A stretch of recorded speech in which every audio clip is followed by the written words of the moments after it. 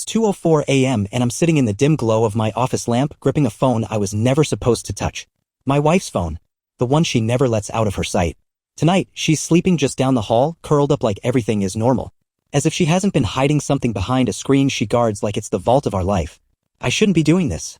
I shouldn't be looking. I tell myself that. Over and over. But I know what I've seen or what I haven't. A wiped call log. No message history. Hesitation when I ask to borrow it. Not once but every time. I'm a lawyer. I see deception in the way surgeons see tumors. And this? This was textbook. What kind of married woman deletes her call logs like she's running for office? What kind of woman hesitates to let her husband of nearly 2 decades order pizza on her phone? A woman hiding something. Still, this isn't how I ever thought I'd end up. Digging through the digital guts of a woman I've loved or at least believed in for 19 years. Let me back up. I'm David Langdon, 47, a partner at a Manhattan law firm that specializes in eminent domain and redevelopment law. I built my career in the shadows, knowing when to listen, when to stay quiet, and when to strike. My wife, Doris Boswell Langdon, is a Shakespeare professor with a PhD and an uncanny ability to command any room without raising her voice. We've been married for nearly 2 decades. We have twin daughters, Beth and Patricia, 18, brilliant, driven, and disturbingly loyal to their mother. My mother, Agnes, and Doris's mother, Margaret, are best friends from way back.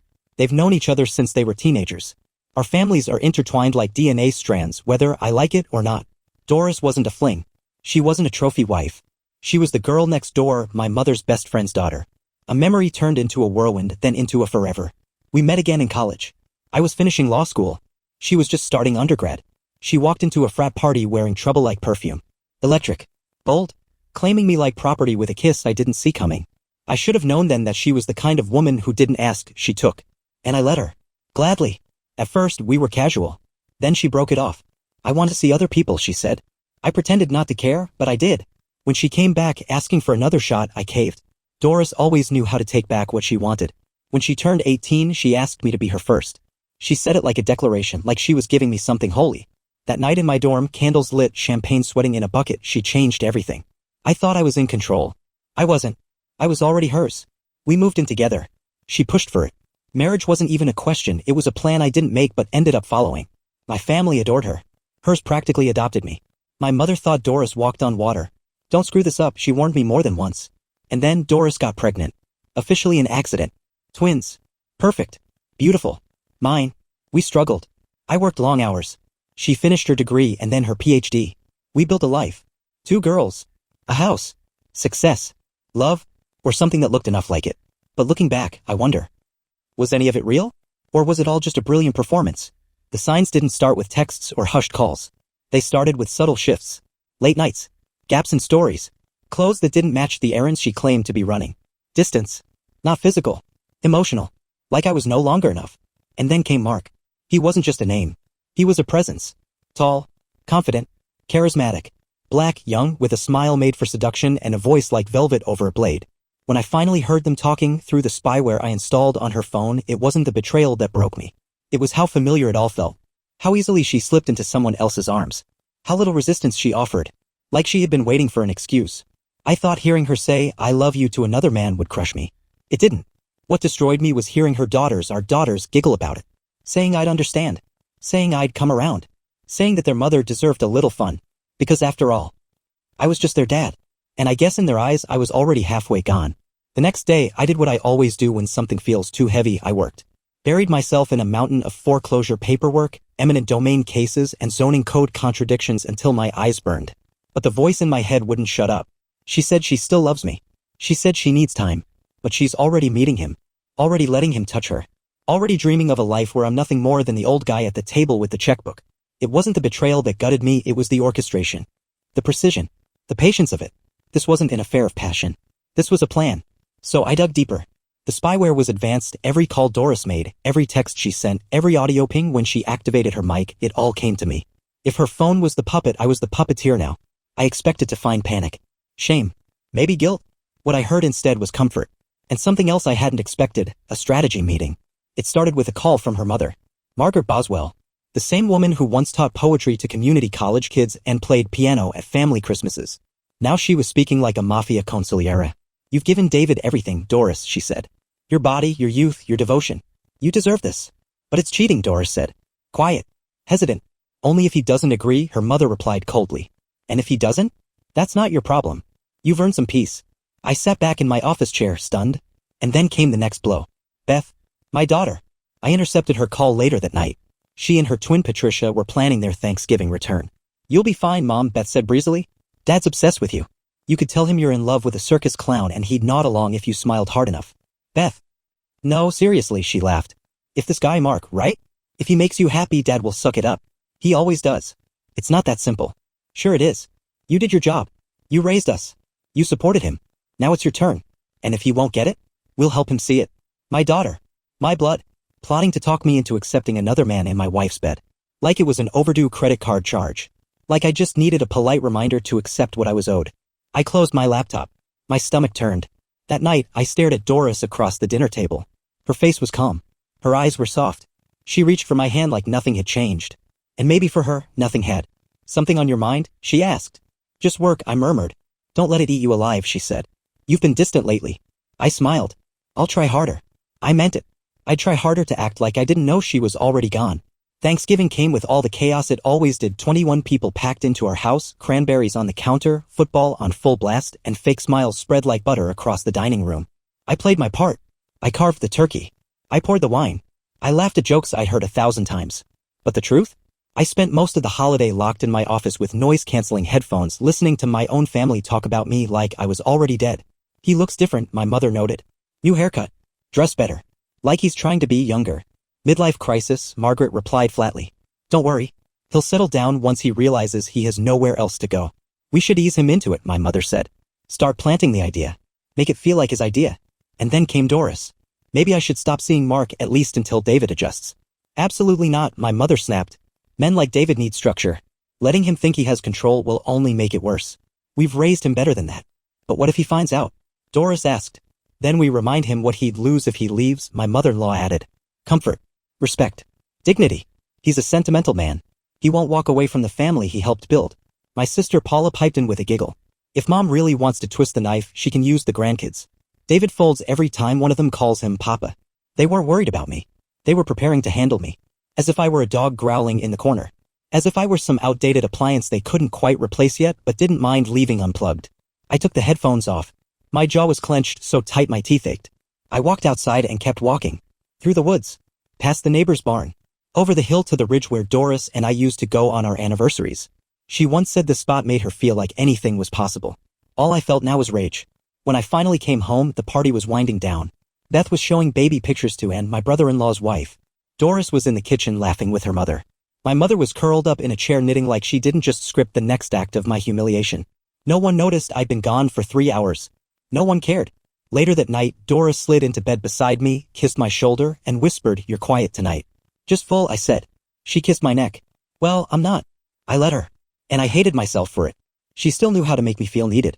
And I hated that I still needed her. The first week of December came, and with it, the illusion began to crack. It started small, a joke from Larry Jr. My brother-in-law, during our annual Giants game. "You know, Dave," he said over a plastic cup of overpriced stadium beer, "real men don't get territorial.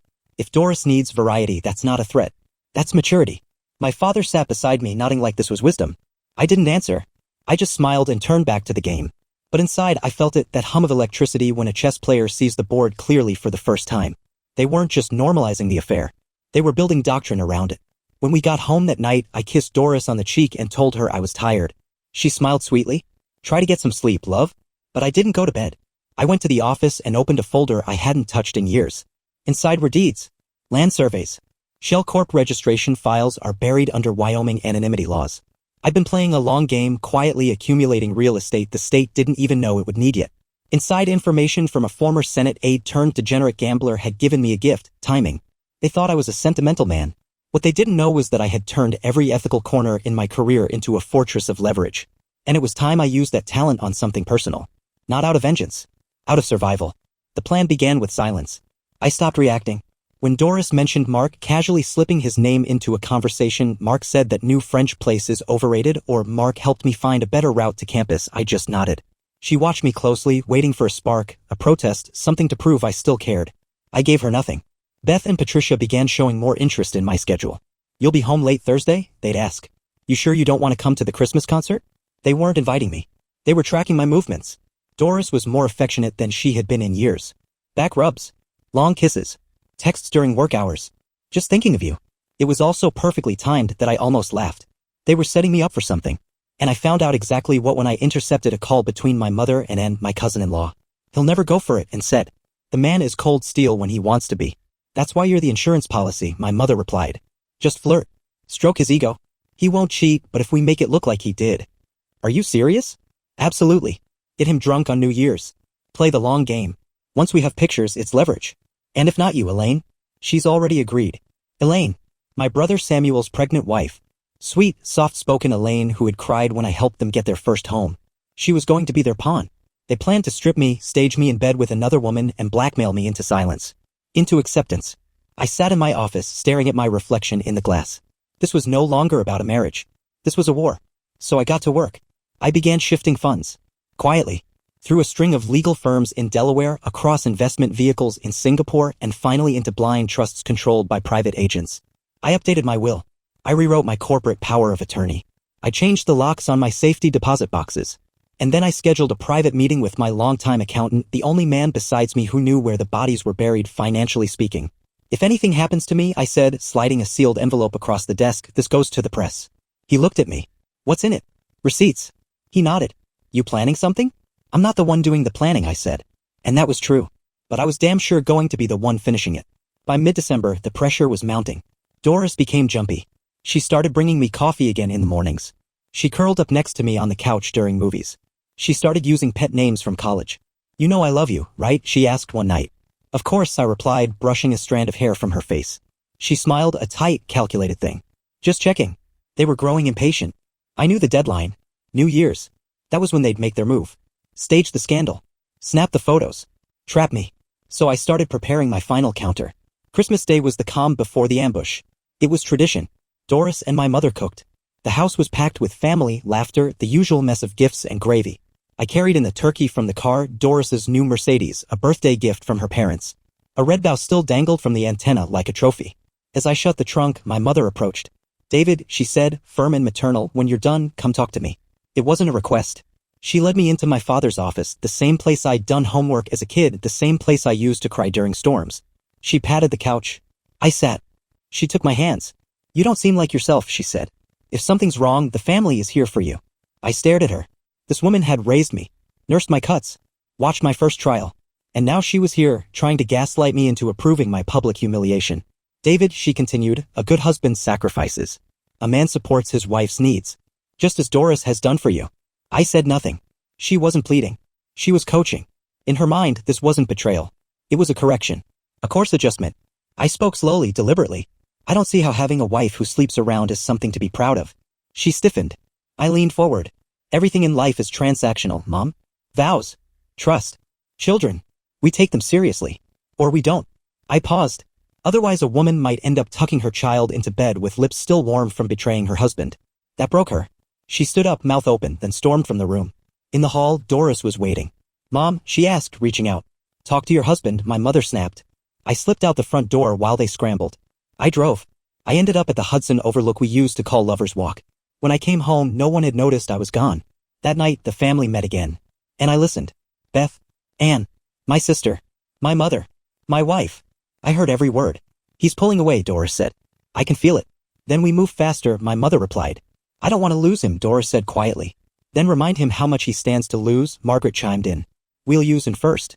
If she won't do it, we'll use Elaine." "Elaine's pregnant," my sister said. "Exactly. Less threat. Less temptation. But the pictures? They'll work just the same." I sat in my car, listening, every word another nail in the coffin of the man they thought I was. And still, part of me hoped Doris would stop it. That she'd say no. That she'd call the whole thing off. She didn't. Instead, she said, "Let me talk to him first. One more time. Just in case." The last week of December was the dress rehearsal. And flirted with me more than usual. Elaine got strangely quiet around me, wide-eyed and sheepish. Beth and Patricia kept asking if I'd be attending the New Year's Eve party. "You're coming, right, Dad? It wouldn't be the same without you." They didn't know I was already planning my arrival. At 8 p.m. on New Year's Eve, I showed up at the party reeking of whiskey and cigar smoke. I slurred my words. I made crude jokes. I pretended to stumble. And dragged me onto the dance floor. Elaine brought me a drink. "Let's get you upstairs," and said, batting her lashes. "Yeah," I grinned, "why not?" They led me to the guest room. and turned to Elaine. Undress him. I'll get ready. Just a few photos and we're done. Elaine looked sick. Just do it and snapped. Elaine reached for my belt. That's when I spoke. I don't think I want you to do that. Unless Anne's actually willing to sleep with this old, not-so-fat man. Elaine froze. Anne's mouth dropped open. Crap, she whispered. Crap, crap, crap. I stood, buttoning my shirt. My sister warned you, I said calmly. But no one in this family ever listens. They scrambled. Tripped over themselves, fleeing the room. I waited. Minutes later, Doris appeared in the doorway, eyes red, mascara smeared. You wanted to see me? Yes, I said. Come in. Sit down. She obeyed. What do you regret, Doris? I asked. Wanting another man? Or getting caught? It didn't mean anything, she whispered. You have to believe me. Oh, I believe you, I said. I believe you've never stopped believing I'd forgive you. Won't you? She asked, voice cracking. I do, I said. There's just one problem. What? I don't love you, Doris. I never have. And I never will. She gasped. That's not true. It is, I said. And the best part? You don't even know the real reason why. She tried to argue. I shut her down. You wanted an open marriage? I stood. You've got one now, open and empty. I turned to leave. What about our daughters? She pleaded. I paused. I'd like to believe they aren't mine. But I know better. I'll always love the little girls who used to beg me to finish reading Make Way for Ducklings. But I don't know the women they became. And I left. Summary. David endures the final phase of the family's plot, a staged seduction and attempted blackmail. He plays along, then exposes the setup with surgical precision. In a final confrontation with Doris, he delivers his emotional and personal severance, choosing freedom over manipulation. There's a silence that follows detonation. A stillness so deep it hums. That's what the house felt like after New Year's. The party had ended in awkwardness. Whispers. Panic. No one mentioned what happened upstairs, not directly. But by morning, the air was different. Heavy. Dense. Like they all sensed something sacred had been burned away, and no one could bring themselves to acknowledge the smoke. I didn't speak to Doris the next day. I didn't speak to anyone. By January 2nd, my office was cleaner than it had been in years. I had packed my essentials into 2 briefcases and 1 file box. I didn't tell Doris I was going to the city. I just left. Some things needed to be finalized. I met with the lawyer I'd quietly retained 2 months prior, one of the few people I trusted who had no connection to my family, my firm, or my past. He reviewed the final divorce packet I had assembled. Timelines, recordings, financial documentation, property ownership records, and a personal letter of declaration. This is airtight, he said, eyes scanning the paperwork. But you sure you want to go this route? There's no route left, I said. This is the exit. That weekend, I returned to the house. Doris was waiting. We need to talk, she said softly. Then talk. We sat on opposite ends of the kitchen table. The same table where we used to help our girls with homework. The same table where Doris once wrote her dissertation on Shakespeare's tragic women. I guess she finally became one. I was wrong, she whispered. I see that now. But I only did what I thought would keep us together. I stared at her. You tried to break me to keep me. You plotted with my mother. You let our daughters laugh about it. You set me up to be humiliated. They didn't know. They did. I snapped. They all did. She looked down at her hands. What do you want from me? She asked. I slid a sealed envelope across the table. Inside were the finalized divorce papers. She opened it. She read the terms. And then her composure broke. You're walking away from everything? She whispered. No, I said. I'm walking away from you. The fallout came quickly. Doris tried everything. Crying, begging, nostalgia, promises, guilt. We built a life together. The girls need their father. I was just confused. It was never about Mark. It was always about control. My mother showed up uninvited the next day. Don't do this, she pleaded. You'll regret it. You're just angry. No, I said calmly. I'm finally clear. She tried to argue. I told her I'd release everything if she pushed. What do you mean everything? You'll see, I said. Try me. She didn't. Margaret called me, left a voicemail so drenched in condescension that I didn't even bother responding. My daughters emailed. Long, teary paragraphs about family and healing and mom's only human.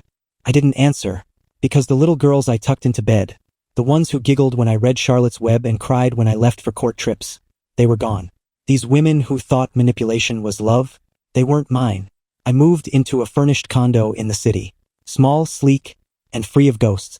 I kept working, but I stopped compromising. I stopped justifying the loopholes. I made 3 clients walk in 1 week because I didn't like their tone. And every night I cooked dinner for one, read a book, and slept better than I had in 20 years. The silence? It wasn't lonely. It was honest. And after years of being lied to, that was everything. 6 weeks after the divorce was finalized, I got a call from my accountant. You want to do something with all this money or just let it gather dust? It was a joke, sort of, because what they never realized, what none of them ever saw, was that the man they thought they could wear down had spent a decade building a fortress beneath their feet. I hadn't just walked away. I had walked away with enough wealth buried in shell core and silent partnerships to buy the neighborhood I left behind. And now I was deciding what to do with it. News traveled fast. I didn't post anything, didn't announce, didn't respond, but people talk. And by spring, the rumors bloomed. David Langdon's firm just bought out half the South Corridor. Langdon's developing property now? No, I heard he's opening a legal mentorship program for single dads. That part was true. I had spent enough years watching fathers get erased in courtrooms. I decided to fund a team of attorneys to fight for them. Free of charge. Doris would never admit it, but I know she heard. Because one day in April, she called. I didn't pick up, but her voicemail was long, shaky. I thought you'd come back by now, she said. That this was just you making a point. But I see now you're not coming back. You were never mine to control. I think maybe you never were. She was right. My mother sent a birthday card that year. No message, just a check. I mailed it back with a note. I forgave you, but we're done. My daughters tried harder.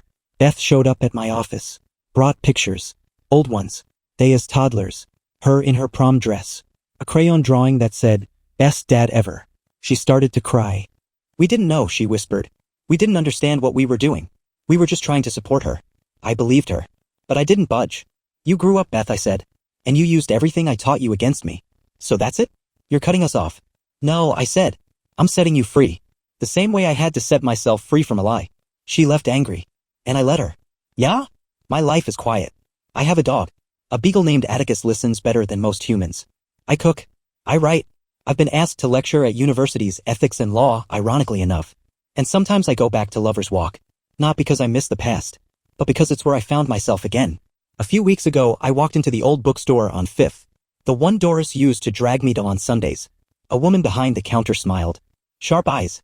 Kind voice. The kind of woman who doesn't need to be loud to be heard. You look like a man who's been through it, she said. I smiled back.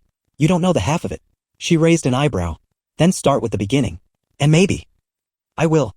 He was the husband, the father, the provider, until the people he trusted most decided he was obsolete. But instead of breaking, David watched, listened, and struck when they least expected it. They planned to reshape him. He chose to erase them. He didn't just survive their betrayal. He redefined what freedom looks like. But here's the question for you. If your entire family plotted to control your life behind your back, would you forgive them? Or walk away as David did and never look back? Drop your answer in the comments. Hope you enjoyed this story as much as I do. Help this small channel grow by hitting that like button, subscribing, and sharing with your friends. Every bit of support means the world. Thanks for watching and see you in the next one.